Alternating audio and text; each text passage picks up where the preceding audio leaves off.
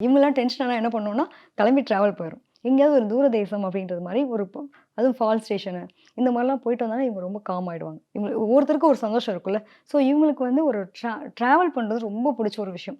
அதே மாரி இவங்களுக்கு வந்து முக்கியத்துவம் குடுக்கணும்னு எதிர்பார்ப்பாங்க. எப்பயுமே பார்த்தீங்கன்னா, நம்ம அம்மா இன்னும் இப்ப வயசாயிட்டா கூட ஒரு இடத்துல, "அம்மா நீங்க இப்படி பண்ணியிருக்க கூடாதும்மா" அப்படின்னு சொன்னா அவங்களுக்கு என்ன ஆகும்? "நீ வந்து நமக்கே எனக்கு அட்வைஸ் சொல்லுவாங்க. பண்றியா?"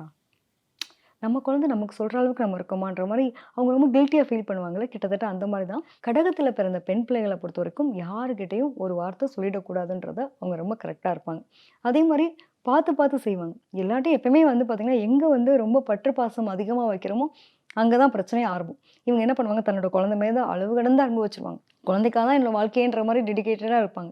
இந்த மாரி ஒரு கௌரவத்த விரும்புவாங்க. கல்யாணம் ஆஃப்டர் மேரேஜ் குழந்தை ஓகே. இதுக்கு பிஃபோரா இருக்கவங்களுக்கு பார்த்தீங்கன்னா, அந்த திருமண வாழ்க்கைன்றதே ஒரு பெரிய கஷ்டமான ஒரு காலகட்டமா இருக்கும். நம்ம பார்த்து நின்னு போறது, தடையாகுறது, பிரச்சனையாகுறது இது எல்லாமே இருக்கும். காதல் அப்படிங்கிற ஒரு விஷயத்துலயுமே லாக் ஆவாங்க. போய் நான் நம்பி ஏமாந்துட்டேன். இந்த ஏமாறக்கூடிய தன்மை யாருக்கு இருக்கும் அப்படின்னா, கடகத்தில பிறந்த பெண் பிள்ளைகளுக்கு உண்டு.